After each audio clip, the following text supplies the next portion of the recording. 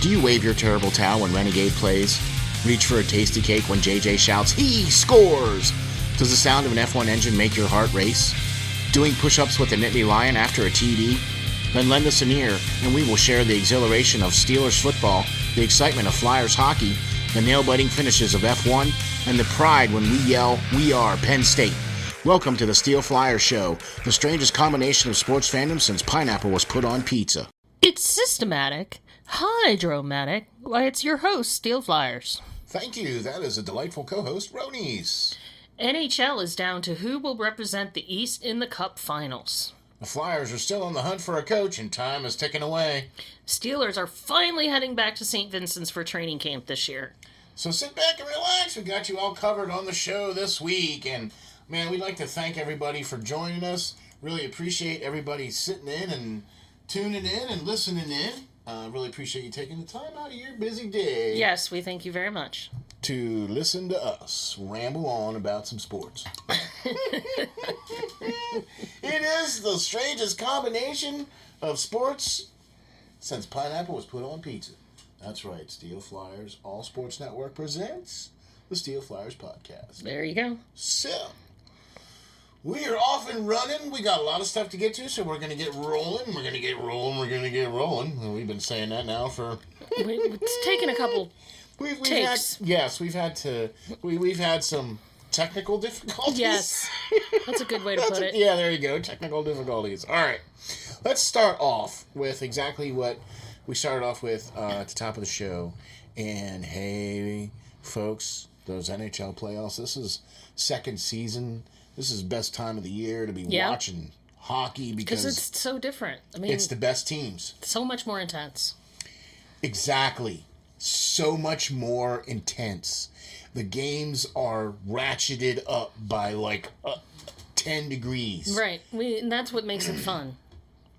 Every single stitch of ice means something now. Mm-hmm. Every little teeny clank off of the top of the crossbar means something now. Every little drop of sweat, every little drop of blood, every little twing of pain. I gotcha. Okay, I mean every chiclet that's spit and you know what I mean? So I want to point out you actually got one right. Colorado's going to the finals. That's the only one I got right. I guess it's the only one that matters, right? I mean, you know, I'm here to tell you, I'm destined to be buying a jersey. They have some nice jerseys. I mean, I think it's going to look real nice with SteelFlyers on the back. What do you think? You know, if we moved to Colorado, we would have to change your name. I think we'll call you Steel Avs. No, it would be the... Oh, no, I can't say that. No, I can't. What? No, I'm not going to say it on air. Okay. Oh, no, I don't want to give that away. I like Steel Avs. That's cool. Okay, but yeah, all right. Anyway. Sorry. We're off on a tangent again. That's okay. No, but I would really like to buy a jersey. Okay. Probably like I like the home jerseys, the whites. I like the whites because I like the logo on there. Yeah. Right, and I also like the third jerseys too. Is that the dark background ones? Yeah, with the triangle. Yeah, and I like that one. Yeah, I like them too. I like that too. If I picked one, it would probably be that one. But yeah, that's kind of the one I'm leaning towards. Anyway, but Colorado's going to the Cups for the first time since 2001. Wow. Yeah. So, congrats. Now, they swept the Oilers, correct? Oh, yes, that's right. They did. And then there was some controversy about that last goal. Yodi Broom was out, and let me tell you something, folks. This series was as advertised. Yeah. That when we first started talking about the conference finals, and we said, all right, the matchup's going to be Colorado versus Edmonton and New York versus Tampa Bay, and I talked about this great meme that I had seen, a picture of, the two most mightiest things ever on the planet going up against each other, being Vasilevsky and Shesterkin. Yeah, it was like Godzilla, right? Yeah, it was like Godzilla versus King Kong. Okay. Right, yeah, Godzilla versus King Kong, right? And then the other two was just a cartoon guy. Yeah. It said, yeah, I save the puck, or I make saves, and the other one says, yeah, me too. Yeah. Okay, right, yeah. All right, so it's like, and they're both the same cartoon character, you know what I mean? So, but that picture was the perfect representation of what this series was all about on both sides, yeah, East and West.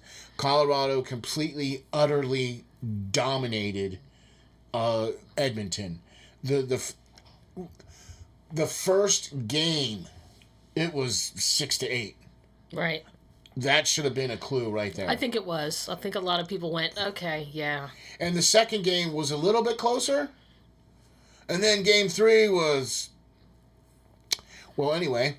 And so then game 4, where we had... I mean, this game was some of the best hockey I think that I got a chance to witness since game 2 of the Tampa Bay New York Ranger game that I did with John on Friday. Okay. By the way, SteelFlyers sponsored the game with John from Off the Wall Hockey on Friday, and we had over 11,000 views for that game. Me and John called that game. John did play-by-play. I did color and analysts, and we had a great group of people. There was, oh my gosh, I think there was over 300 people in the chat. Wow. Yeah, I mean, it was just amazing. It was just amazing. And John from Off the Wall Hockey, dude, thank you. Props. You are the GOAT. I mean, you know what I'm saying? So, he's at 9,000. Nice. So, you guys got to head on over to Off the Wall Hockey and check him out, man, for sure, for sure. He's got it going on over there. That channel is all that. And a bag of unbroken Doritos. That's important. That's important. The unbroken part is important. The unbroken part. And a full bag, like all the way up to the... When you open the bag and you look down and there's like that 6-inch gap. You know, down to see where you say, hey, there's chips down there. Yeah. Hey, all right. You know, and it says on the package, contents may have settled during shipping. Yeah. Sure they haven't. Okay, let's go back to hockey. Sorry. We went on another tangent. We always do. Anyway, so Colorado moving on, but Edmonton did play. I mean, they put up a pretty good fight. Draisaitl was basically on one leg almost the entire series. You know, speaking of off-the-wall hockey and John, he made a good point about how the Oilers were kind of overplaying their players. Yes. Because they just didn't have what they needed, and they wore their players out. Exactly. Do you know what I mean? Like, he's... Look, when you have a guy who is the caliber of Draisaitl, yeah, and instead of picking your spots for him, like this was the exact great point that John pointed out, that instead of blanket playing him, 25 minutes a game, you should be playing him 12 minutes a game, right? And put him on the power play and put him on offensive situations, and that's it, right? And they didn't do that. They just put him out there, and you could see there were games where he was laboring. You could see it, and that's all they had. I mean, right. he made a great pass to get the game tied. Okay, in the third period, late. To tie up the game. He made some great passes and plays and everything. So he was still playing at a high level, you know what I mean? So it just wasn't enough because in overtime, not long into overtime, and so the controversial goal that, quote-unquote controversial. Mm-hmm. What was so controversial about it? The fact that it went in? Or how it went in? I thought it was how it went in. Yeah. Okay, because it was a high stick, right? Yeah. They had to look to make sure it wasn't knocked in by a high stick, right? And clearly, it was not. Okay. Okay. There was glove side. There it was. How you doing? Big old gap right there. Yeah. And I mean, dude was looking at net, man. When you look at the the replay from back where he was looking at it from, you know what I mean, from the blue line into the goal, you know, from behind the point or behind the top of the circle there. He was looking at net. Yeah. Right, and goalie was slow to get over. And that's just the way it is, you know. That's why they didn't take long to review it. Yeah. Right? That didn't take long at all, did it? They were like, oh, yep, okay, we're good. Yeah. Pointed at the thing, good goal. So, yeah. Yeah, all right. Now New York is playing very, very well. They opened up the series with the first two games, and they beat Tampa Bay in Madison Square Garden. Right. And then they went down to Emil Arena, and Tampa Bay said, oh, yeah? Well, hello. Hello! And won that game. Right. Barely. I mean, I'm going to say barely. I saw. I'm going to say barely. Yep. Okay? Because that game was... I think New York is outplaying Tampa Bay, and I think they just kind of got lucky on that one. You think so? Yeah, because Vasilevsky just is not Vasilevsky of the last 2 years. Yeah. He's just not. His goals against average numbers and his save percentages are way up compared to when he was winning the Cups. Okay? And when he was in consideration, and he even said that this wasn't one of his best seasons either.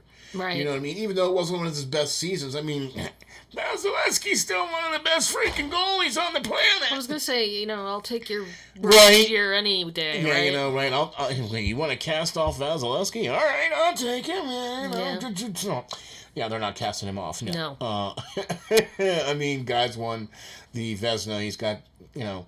They're going for a three-peat right now. They're dropping the puck now as we speak and playing now for Game 4. Tampa Bay versus New York, right? Okay, so very exciting hockey time. Just like you said at the beginning of the show, this is the best time to watch hockey because this is the best teams. Right. I mean, you get the best hits, the best chirping, the best after the whistle scuffles. Right. You get conversations at the net. Yes, there you go. Conversations at the net, but you also get some of the sickest passing, some of the most awesome plays, and guys that are selling out on a nightly basis, every shift selling out because that's what it takes to get your name on that cup. Right. That's just what it takes. You know what I mean? And Colorado just seems like they're the team doing it. Right. They really did a good job. I mean, I'm very impressed with how good the playoffs have been this year. Like, they seem like they've been, I guess because we kind of missed it for 2 years. Mm-hmm. That this is like buildings are packed. You know, it's different. So. Yep, exactly. There was no quote unquote restrictions. You know what I mean? Arenas were packed. Right. Throughout the entire playoffs. Right. Right, and throughout most of the season, arenas. I mean, unless you were like the Flyers, and you know, you don't know how to. Don't go there. Anyway, but the fact that all the buildings are packed.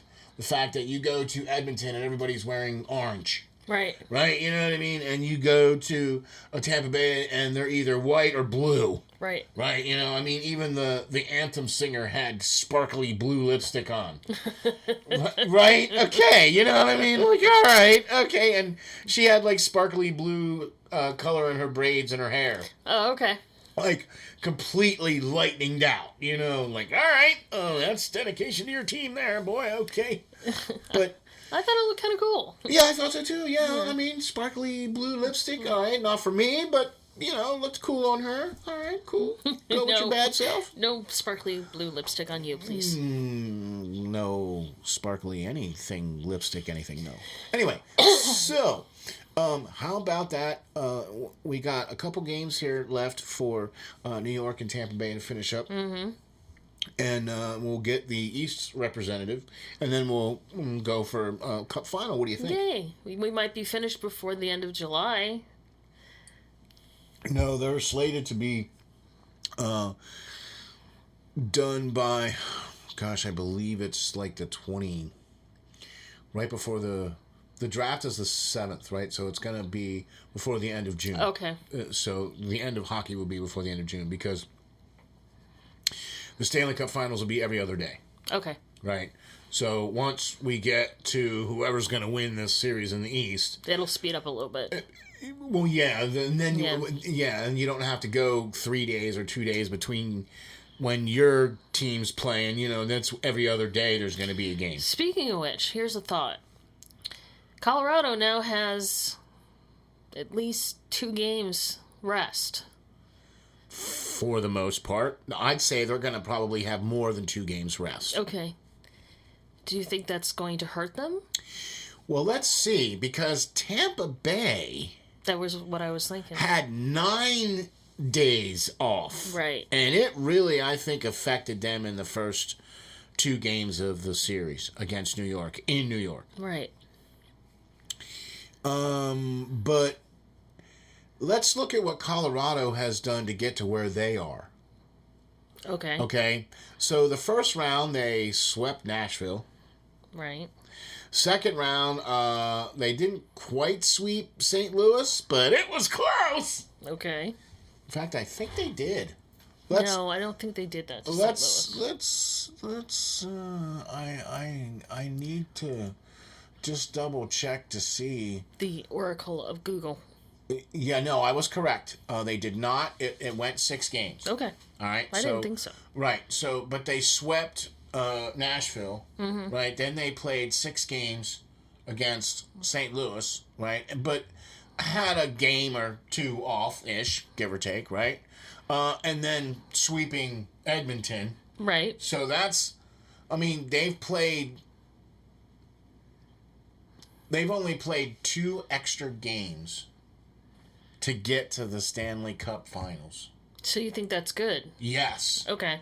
Okay, because the least amount of games that you play, the least amount of opportunity to get hurt. Right. And they're already missing Darcy Kemper. Right. Okay, and they're already missing Nazem Kadri. Okay. Okay, now Colorado can just take that hit because they're so stacked, but you really would like to go in with full complement, right? Obviously, it was especially Darcy Kemper being your number 1 goaltender. So the Rangers have won how many games? How long have they been in? Okay, so now every one of their series has gone 7 games. See, so they've played the max so far. That's a big difference between the two. It is. So that means that when whoever, like, if New York were to win, they've played potentially, depending on how many games that Tampa Bay is going to be able to win. You know what I mean? The series is still a little it's possible Tampa Bay could take it, but I don't... Exactly. I mean, if they win this game tonight, then the series is tied 2-2. Right. And we're at least going to Game 6. Right. That's what I meant. So either way you slice it, we're going to get 6 games out of it. Right. You know what I mean? Unless New York wins tonight, then we probably won't get 6 games. We'll get 5 maybe. Right. But if Tampa Bay wins tonight, that ties the series up. Right, I know. So that gets us at least to Game 6. Right. So I'm just saying that, either one of those teams is going to be tired. Exactly, because Tampa Bay played 7 games in their first series against Toronto, but they swept Florida. Right. And then they had that long break. Right. 9 days because they swept Florida, and then New York went and played all 7 against Carolina. Right. Okay, so... We came back to the original point. Good job. Okay. See what I mean there? You know what I mean? So, I picked Colorado to go all the way. I picked Carolina to be the representative for the East. I still have Colorado winning it all, but either way, if it's New York or Tampa Bay I think would be the matchup that probably should have been last year. Or the year before. Maybe. I think the year before. But either way, it's going to be an awesome set of games because Colorado is going to potentially be able to get Darcy Kemper back Hopefully, maybe. We don't know. I mean, he's concussion? I think he's in protocol, but I don't know. Okay. So all they're saying is upper body. And if they're not saying... They don't want anybody to know. Then they don't want anybody. So, anyway. So let's talk about one coach that was fired this week.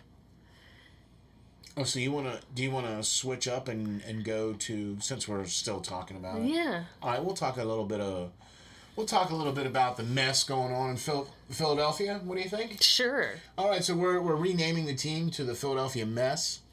No, we can't do that. No, we can't do that? Really? Okay. The Philadelphia I should be fired? No. So Buffalo fired their coach. Boston, excuse me. I knew it started with B. Yeah, all right. Got the B, right? And the coach's name is Bruce, so his name starts with a B too. So hey, right, cool, it's cool. all B's. It's all B's, right? And speaking of B's, I mean, the B's. Boston's fired coach Bruce Cassidy. What? Yeah. When you talk to some of the folks, it's like, well, they said there was changes coming. Right. Didn't really expect it was gonna be the head coach, but it's okay. There it is. He's on the market now. Bruce Cassidy is now a free agent coach on the market. Do you think the Flyers will interview him? Well, if, quote unquote, they're doing their due diligence, an invitation email will be sent to Mr. Cassidy's account. Okay, you have to lose the snark. I can't. I'm sorry. We're talking about the Philadelphia I should be fired. I know. So another name I saw floating out there for a possible coach. I mean, he wouldn't be bad. Who, Cassidy? Yeah. The problem... See, he replaced Claude Julien, who was the previous coach. And that's why Claude Julien wouldn't be a good fit in Philadelphia, because Philadelphia's too young right now, and they don't have any stars. Right. Okay, and there are certain coaches that can't coach teams that don't have any stars on them. Okay. Go figure. You know what I mean? So you're going to have to get one of those coaches that can. Yeah. So we'll see. I mean, is he one of those ones that can coach without stars? I don't know. We'll have to see. Right. The other name I wanted to ask about was Spencer Carberry. Mm-hmm. Assistant coach of the Maple Leafs. Yeah. What do you think about him? Has he never been a head coach, correct? Correct. Okay. And I don't think that's what Philly needs right now. See, here's the problem. Philly needs a coach that has a little bit of a group of all the guys that are available right now. Does that make sense? We'll just create a new one. You know, right? So they need a little bit of Tude from Tortorella. They need a little bit of system from Trotz. They need a little bit of how to be a flyer from Tocchet, right? And you know what I mean? And so there's a bunch of coaches out there that, like, if we could just kind of, rip off an arm or no a leg and combine it all together and make this pseudo coach. Franken coach. Franken coach. I like it. Hey guys, we're making Franken coach, right? Let's sprinkle a little bit of Trotz, a little bit of Tortorella, a little bit of Tocchet, right? Oh boy! I'll tell you what, guys. We're having fun tonight. I don't know if y'all are, but we're having fun. But Spencer Carberry, would be not a bad. I don't know enough about him to make a comment, so I can't. Okay. I've seen Bruce Cassidy's work, and he's a successful coach. His teams are consistently in the playoffs. I was going to say they made some. I'll have to say this. He's made some Dave Tippett head scratching moves. Yeah. what are you doing, man? What? You know what I mean? Like, head-scratching moves. Right. Like, the ex-coach from the Edmonton Oilers is another one. Dave Tippett is available to be. I mean, you know what I'm saying? Like, there's so many coaches out there that are available. I have no clue who the Flyers are even. I still think that we're going to, at the end of the playoffs, or the end of the when the Stanley Cup is finally done and Rick Tocchet is done with the season, I think they're going to make an announcement that he's the frickin' coach. I sure hope it happens before the frickin' draft.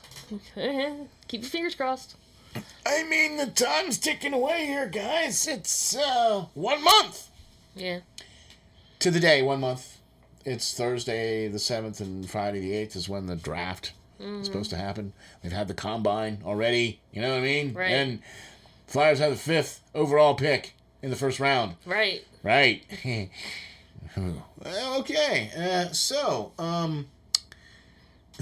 Moving on. I guess. Let's talk about the Steelers for a while. Oh, good. Something positive, sort of. Maybe. Yeah. Could it be? Could be. All right. Training camp. Yes. Back. St. Vincent's. St. Vincent's. Where it should be. Where it should be. Exactly. Right. Finally, after 2 years. I think they could have been there last year.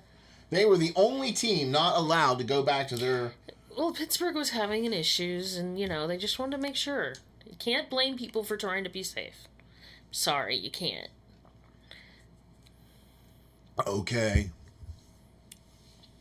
Just seemed a little odd that Pittsburgh was the only team I think not allowed. allowed. It also had to do with COVID regulations. Right, and I think it was because they couldn't meet the stipulations or whatever. You got to keep people safe, so.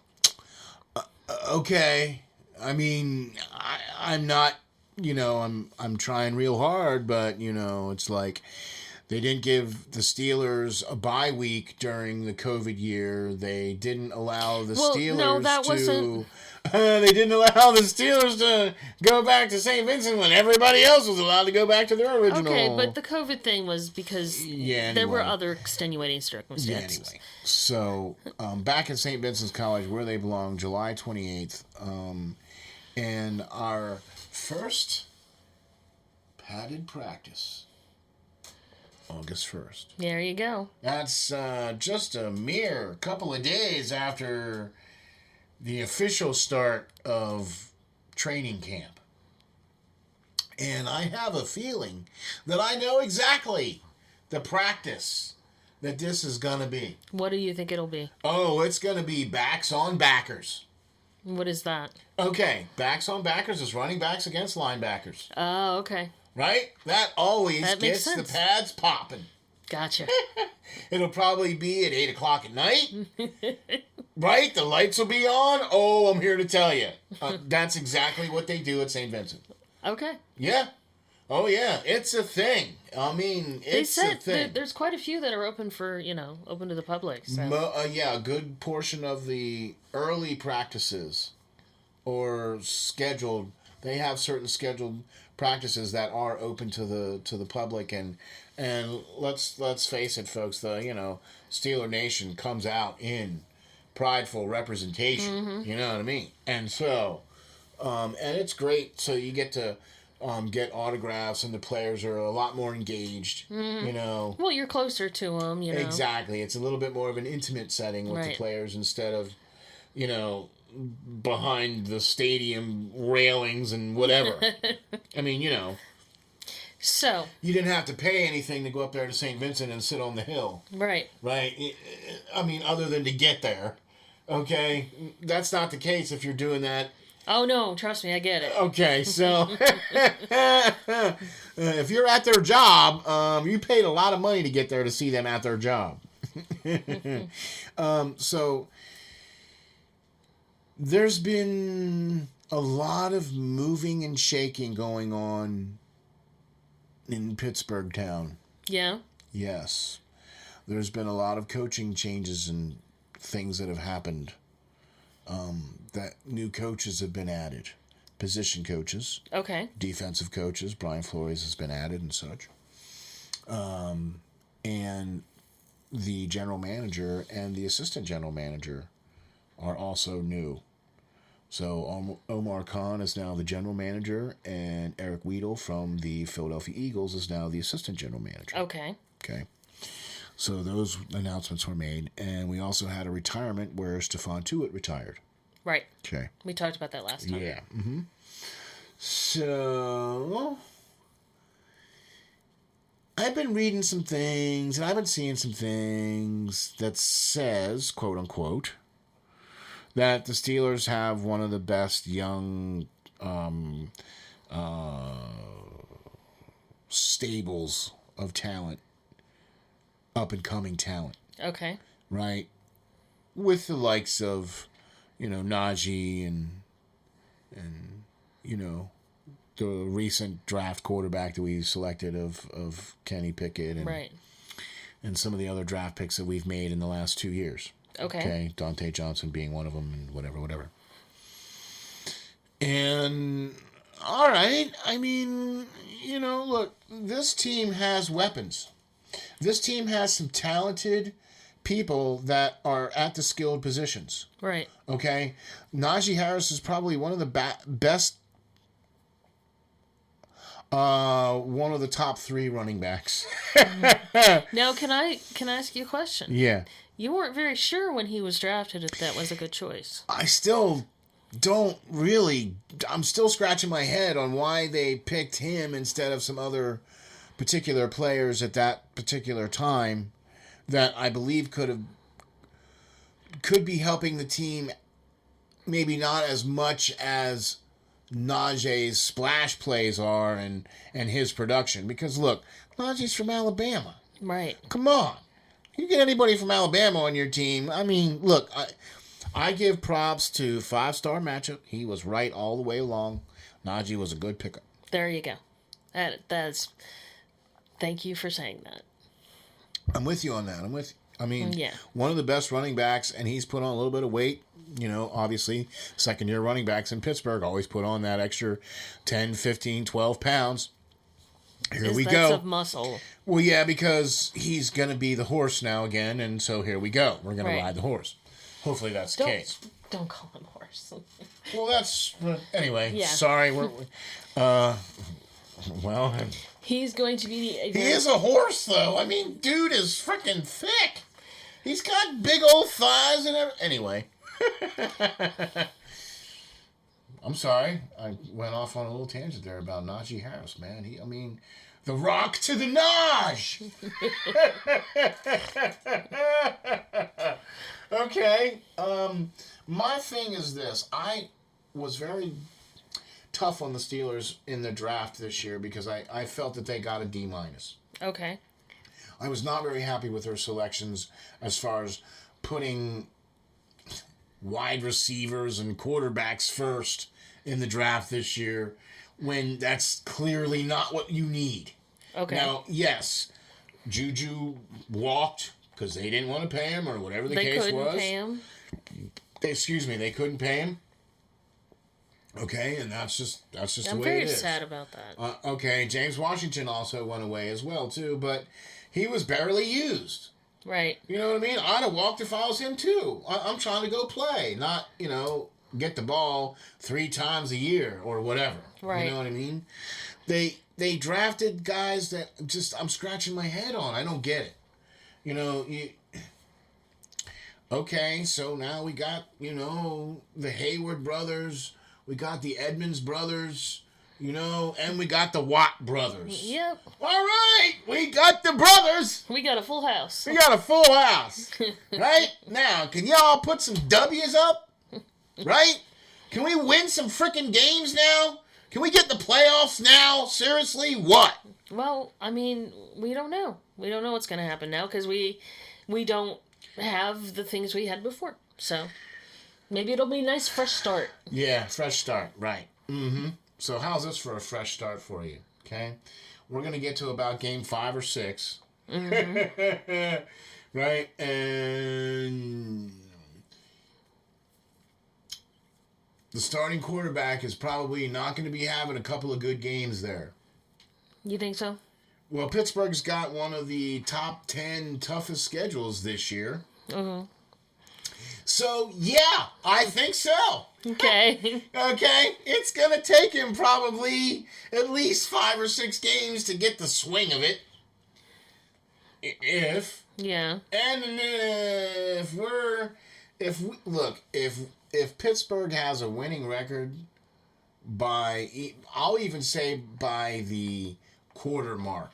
Okay. Right? We get to 5 games and we're 3-2, then I say that the starting quarterback probably remains.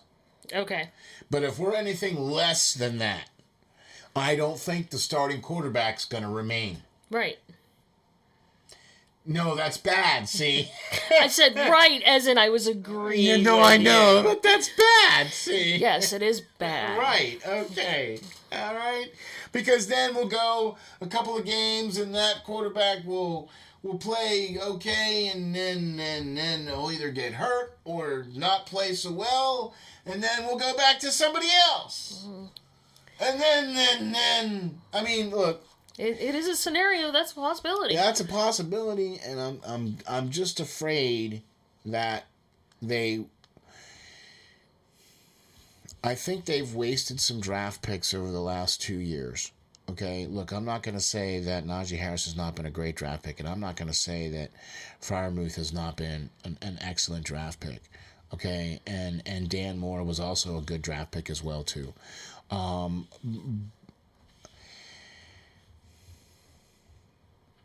I'm just not real happy with the way they've drafted lately, and I'm not real happy with kind of how they're trying to build this team.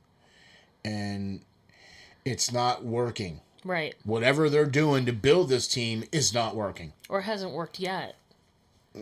Okay, how much longer how much more rope? Okay, it was just, I don't know. Okay, I mean, look, everybody knows that the NFL is a results-driven. I agree. Okay, and so when you don't get results, then you got to make some changes so that you do get results. Right. Okay? I think I will give you this, though. I think if the Steelers aren't very successful this year, I think Mike Tomlin might be gone. But we won't go into that right now. We can do That's another show. That's another show. That's exactly right. That is another freaking show. Shout out to Alton. Yeah, shout out to that. Anyway, they needed linemen. There were some good linemen in the draft this year and some good linemen in the draft last year. They probably could have and should have, but they didn't. Right. Okay. There was some pretty decent defensive backs in the draft the last 2 years. They probably could have and should have and didn't. Okay. Okay, you know what I mean? How many running backs and wide receivers and how many of them guys do you need? You know, I get it. I understand that you need to have those guys and all that, but I see your frustration. I really do. And if you don't have an offensive line who sets all your blocks and sets all your protections, you can't do anything offensively. Right, because your quarterback's going to get thrown to the ground many times. He'll be running for his bloody life. Okay? And thank God for Ben's quick release of averaging anywhere from 1.9 to 2.7 seconds is what his release was. That's pretty quick. That's pretty darn quick. But that's hot reads and 1 or 2 reads or, sluggos and whatever you want to call it. But that's just straight up going to this guy. Right. You're not looking anywhere else, straight up. I'm not saying that that's what he did because Ben's was never like that. Right. You know what I mean? He just knew where he was going to go with the ball and was able to get it there quicker. And he was able to adapt his game so that he could do that and still play at a high level. Ben retired. Now we're looking at Mitchell Trubisky. I'm going to tell you right now, I was scratching my head when Chicago traded up to take him instead of Mahomes. Yeah. Oh, okie That's going to be like one of those blockbuster Netflix moments that people will talk about. You know what I mean? Like they made that movie draft day, right? Whatever, and it was about the Cleveland Browns, you know? Like, really? Why don't you make a movie about this, man? You could have had Patrick Mahomes. Right. No, you took Mitchell Trubisky. Okie dokie. Well, whatever. We'll see. Again, not my. You know, I mean, I can only root for them and hope for the best. That's right. You know, look, I see potential with Trubisky. I do, and he's got weapons around him. But if you don't have a solid center and a solid offensive line that's going to be able to block for you, and being able to put a offensive line out there on a regular basis, all the same guys on a regular basis, and that would be nice too. Then I just, it's a bunch of talented guys out there running around. Yeah, I mean, that's what it's gonna be. All right, we'll see. I don't have very high expectations of the Steelers this year. I don't think. I'm not even expecting playoffs at all. Yeah. Not even remotely. So maybe you'll be surprised. Well, hey, there you go. If you have the expectations down in you know, the bottom land, right? Then, and anything they do above and beyond is, hey, bonus. Right. All right. So I'm probably just gonna say right now, I don't think they're gonna do 500. I see like a. So 500 means 8. I know what it means. Yeah. But I'm thinking like a 10-6 kind of record or a. Whoa! Hey, can you pass that over? No, I mean. Like, they'll be right in the middle. Not 50-50, but like maybe 60-40. 40 being the wins and the 60 being the losses. You see what I mean? Oh, the other way. Yeah. 6 and 10? Yeah. Like they're only going to win 6 games and lose 10? Yeah. Yeah, that sounds more like it. All right, yeah, that's a little more like it. Okay, never mind. Never mind. I thought you were going the other way, like they were going to win 10 games. I'll be like, wait a minute. Are we looking at the same Steelers team here? No. They'll get some wins, is my point. I agree. They're going to win some games. And I could probably look at the schedule right now and tell you which ones. Right? And most of them are not going to be wins. Most of them. Okay. All right, tough schedule. Really tough schedule. Playing teams that were in playoff positions and or have definitely improved this year as well, too. I think New England is going to be a much tougher team to play this year. That's going to be the home opener for Pittsburgh is New England coming into town. What are they going to do when Bill Belichick retires, man? Well, they've probably cloned him. I would think so. Right? Or either that, yeah, they've got, see, that's why he's been coaching for so long, because they have to wait for his clone to grow up enough so they can actually start coaching, you know what I mean? All right, how's that for a tangent for you? Okay. I mean, I can't even think of anybody else coaching. I know, that's New what I England, mean. Right? And whoever it's going to be is going to be one of his disciples. Of course. He's going to pass on the ring or whatever he's got, you know? The magic football. Yeah, right, the magic football. All right. That's slightly deflated. Just slightly. Mm. And the reason why it's called a magic football is because when you shake it, you get to watch video. It's like a crystal ball. Right? See? Right? It's slightly deflated. And when you shake it, you get to watch a little video of the team you're playing against. And that's why he always wins. And that's why he always wins. And we figured it out. Right? So we know what's in that briefcase in the movie. Oh, okay. Right? They open it up and it's a big bright light. It's Bill Belichick. It's the magic football. It's the magic football, right? It's got, special, slightly deflated. It has to be slightly deflated. Right. Right? Or, So the video wouldn't work. Or the video won't work. There you go. I mean, really? All right.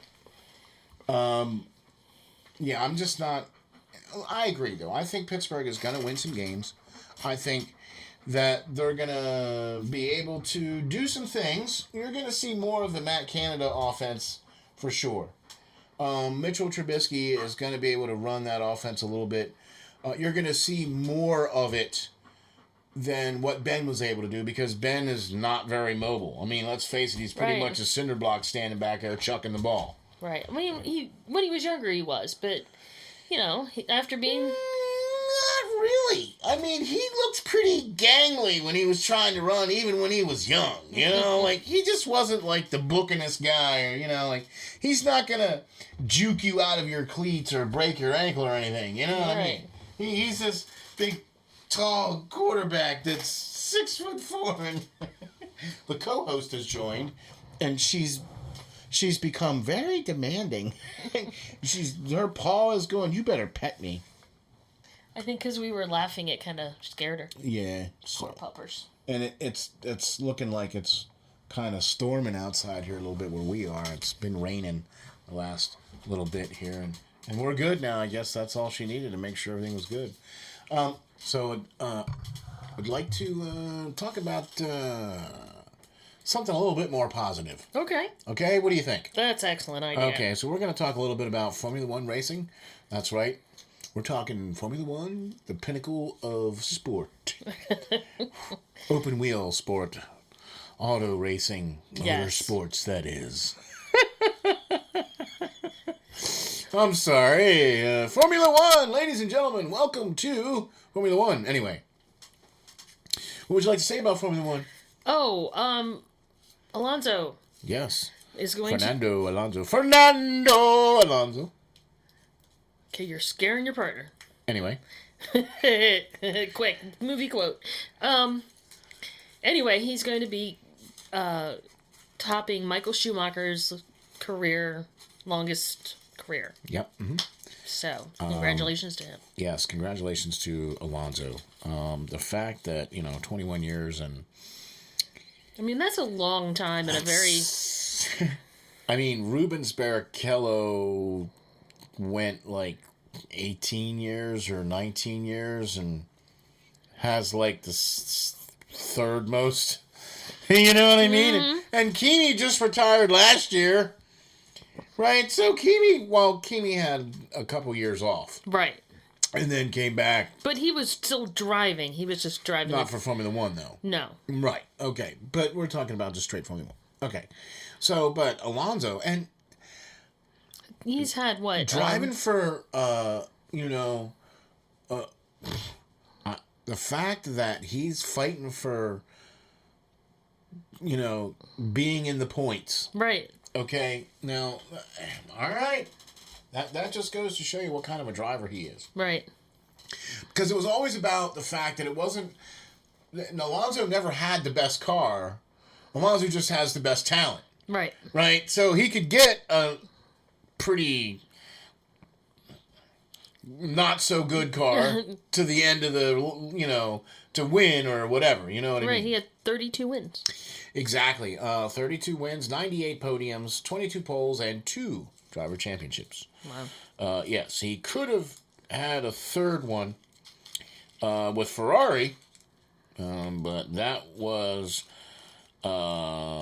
scooted away. Okay.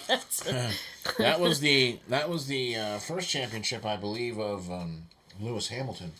Okay. That was the 1 point championship. Okay. Yeah, he lost by 1 point. Yeah, so he could have had a third one. Yeah, It was very close. Very close, right? Okay. So, and he's still one of my favorite drivers. I've always liked Alonso. Always really appreciated what he did for Ferrari when he drove for Ferrari those number of years. And so, yeah, always liked Alonso and always felt that he was a good driver. And I loved when he got out of his car and broke out the chair at the Brazilian Grand Prix and just sat there on the chair. I mean, but always liked Alonso. Always felt he was one of the better talented drivers out there. You know what I mean? It shows 21 years and still driving, still competitive, still, fighting for points. Yeah, I mean, still doing well. Exactly, still doing well. This coming weekend, we are going to have the European Grand Prix at Baku City Circuit in Azerbaijan. Right. This is European Grand Prix. This is another street circuit. Okay. Is this this is the third street circuit this year? Okay. Well, they called the one in Miami a street circuit, but it was just around the parking lot, wasn't it? Kinda. That's kind of the impression I got. I mean, yeah, that's kind of the impression I got too. It was like, well, we'll make a track. You know what I mean? Yeah, haven't you ever seen those big giant stadium parking lots and you're like, oh, we could have some fun in there? And I'm sorry. Have done that actually, to be honest with you, when I worked for don't say any names. When I worked for a local company as a chef, I was privy to being the head chef on a project that was the Porsche Club of America. Oh, that's right. Yeah. And they had come and set up shop, and what they had done was it was the parking lot of an amusement park. Mm-hmm. So it's a pretty big parking lot. And they had all these cones, right? And all these little makeshift, guardrails, barriers, whatever, the K-Force stuff, right? Like, had that stuff put up. Yeah. And they had this track situated in the parking lot. And, I mean, I got to drive a Porsche. Okay. All right. Now, it was a really long time ago, and I think the fastest I got the Porsche up to was like 121, 122, something like that. Still, it's a cool experience. Right, because you had to brake and turn because there was a track. Right. Sort of. Cones and whatever. But, so that's kind of what the Miami track reminded me of, was like hey, everybody, we're driving down the parking lot, all right. Anyway, we got off on a tangent there, Another one. Gee, what do you know? Sorry. But it was a good race to see them racing in Miami. Yeah, I was going to say it was really cool that it was in Miami and that it had a really good turnout. Yeah, really good turnout. That place was utterly packed for pretty much most of the 3 days that Formula 1 was there.